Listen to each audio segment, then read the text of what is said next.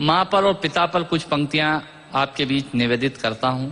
आप यहाँ जितने लोग बैठे हैं, मुझे नहीं मालूम कि किनकी माँ जीवित हैं और किन्होंने माँ को खो दिया, पर मेरा व्यक्तिगत मत यह है कि जिनकी माँ जीवित हैं, जिनके पिता जीवित हैं, वो दुनिया के सबसे संपन्न लोग हैं, वो दुनिया के सबसे अमीर लोग हैं, वो दुनिया के सबसे धनाढ्य लोग हैं।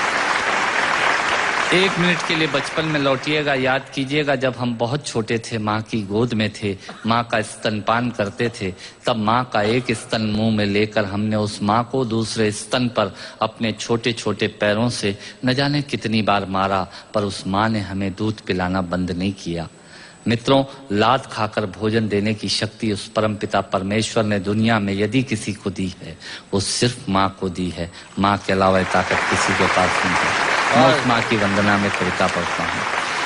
याद कीजिएगा उन दिनों में जब हम चौके में, रसोई में बैठकर खाना खाया करते थे और माँ खाना बनाती थी।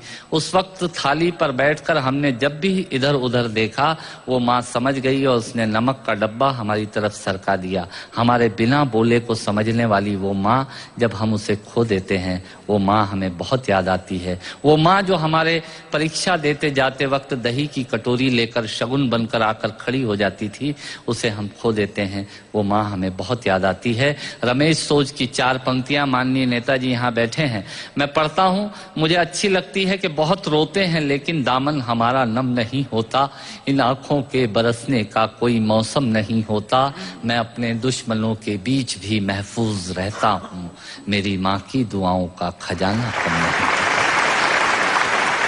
स्वामीनाथ पांडे की 3 पंक्तियां सुनाता हूँ। स्वामीनाथ पांडे ने 3 पंक्तियों का उपन्यास लिखा। अमिताभ जी बैठे हैं, जया जी बैठी हैं।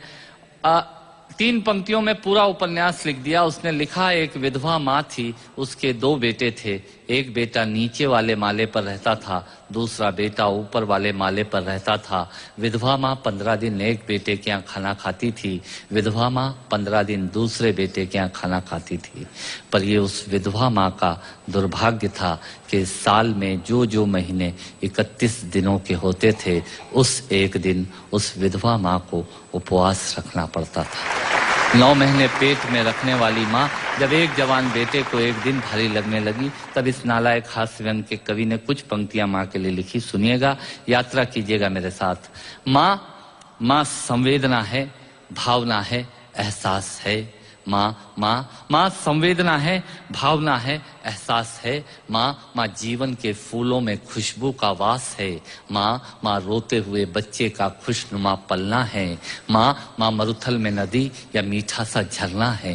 माँ मरुथल में नदी या मीठा सा झरना है। माँ लोरी है, गीत है, प्यारी सी थाप है। माँ पूजा की थाली है, मंत्रों का जाप है। माँ आंखों का सिसकता हुआ किनारा है। माँ गालों पर पप्पी है, ममता की धारा है। माँ झुलसते दिनों में कोयल की बोली है। माँ मेहंदी है, कुमकुम है, सिंदूर है, रोली है।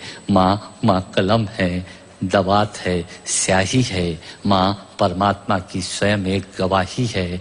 माँ त्याग है, तपस्या है, सेवा है। माँ फूंक से ठंडा किया हुआ कलेवा है। माँ अनुष्ठान है, साधना है, जीवन का हवन है। माँ जिंदगी के मोहल्ले में आत्मा का भवन है। माँ चूड़ी वाले हाथों के मजबूत कंधों का नाम है। माँ काशी है, काबा है और चारों धाम है। माँ चिंता है, याद है, हिचकी है। माँ बच्चे की चोट पर सिसकी है।